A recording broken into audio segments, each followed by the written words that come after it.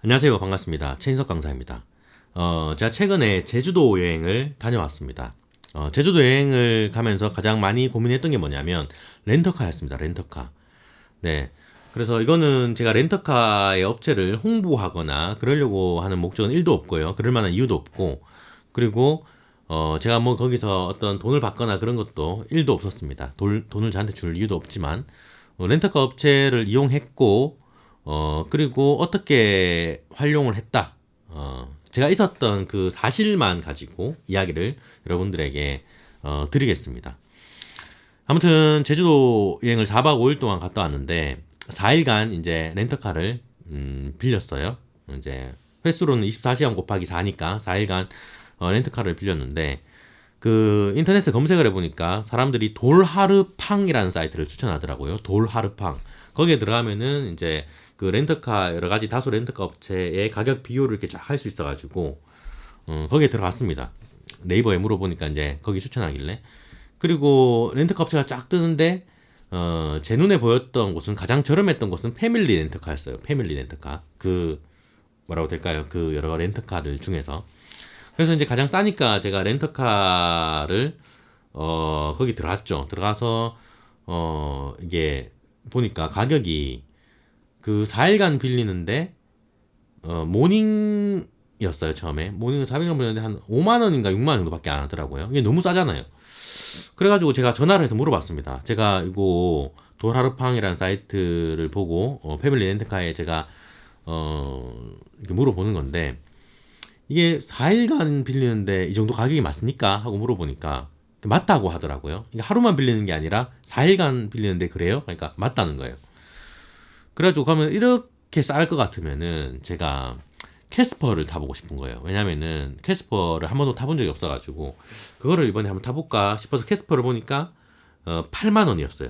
하여튼 한 2, 3만 원 정도 더 비쌌는데 그러면 차라리 그 더 주고라도 캐스퍼 타자 해서 이제 캐스퍼를 예약을 했습니다. 음.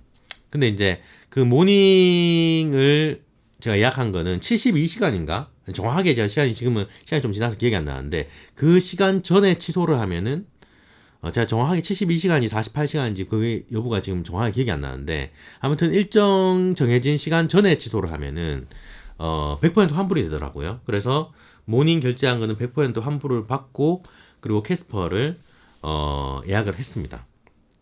그리고 지금 화면에 보이는 게 뒤에 보이는 게 요게 그 캐스퍼예요. 네, 캐스퍼를 예약을 해서 빌렸어요. 근데 이제 막상 그 패밀리 렌터카에 도착을 해보니까 그 키오스크 같은 게 있더라고요. 거기에 또 선택지가 하나 있었습니다. 보험을 풀로 들어서 인터넷으로 검색해서 들 수 있는 것 중에 풀로 들어서 8만 원이었는데 여기 들어가 보니까 키오스크에 또 보험을 추가적으로 더 들 수 있는 게 있더라고요. 뭐 자차 보험이나 뭐 이런 거에 더 들 수 있는 게 있는데 그게 5만 원이었어요. 5만 원. 음. 5만 원이어서 저는 약간은 그런 것들은 다 그냥 드는 게 안 낫겠나 싶어가지고 5만 원까지 들었습니다. 들어가지고 총 그러면은 렌터카를 빌렸는데 13만 원이 들어갔죠. 들어가가지고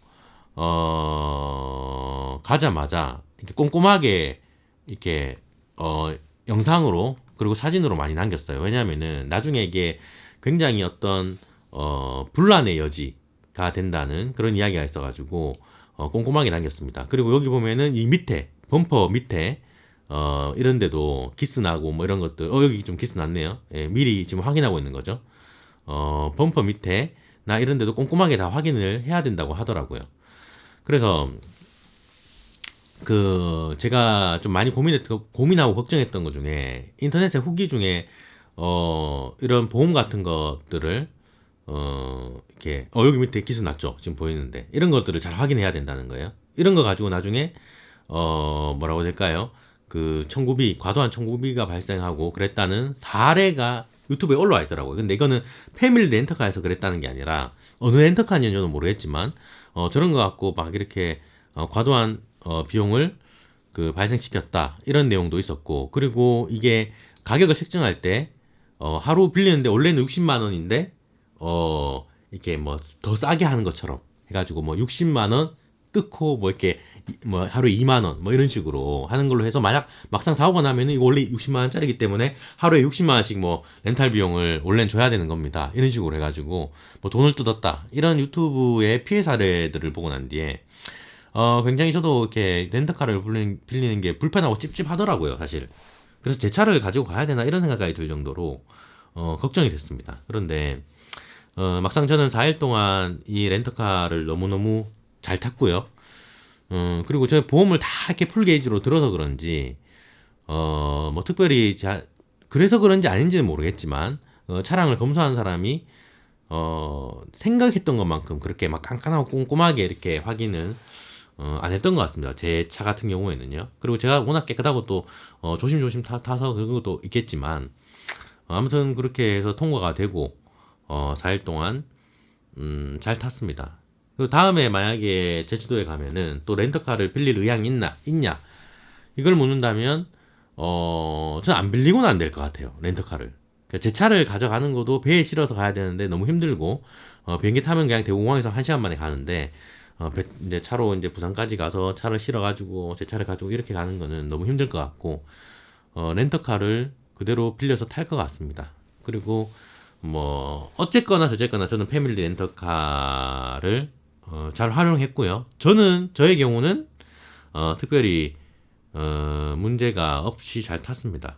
그리고 가자마자 느낀 게 사람들이 엄청 많은 사람들이 이 렌터카를 예약해가지고 줄을 대기를 하고 그러더라고요. 근데 막 그런 가운데서 뭐 한 100명 중에 한 건 정도는 그런 문제가 발생해서 사고가 날 수 있지 않을까 그런 생각이 좀 드는데 하여튼 요지는 잘 탔습니다. 네, 결과적으로 그만 말씀드리면 그래서 뭐 여러분들한테 추천한다 이런 말을 제가 뭐 함부로 어떻게 하지 못하겠지만 혹시나 이렇게 차를 받으면은 꼼꼼하게 이렇게 카메라로 잘 촬영을 하고 혹시나 오해의 소지가 없도록 저런 것들은 잘 확인을 해서 타는 게 좋지 않을까 그렇게 싶네요.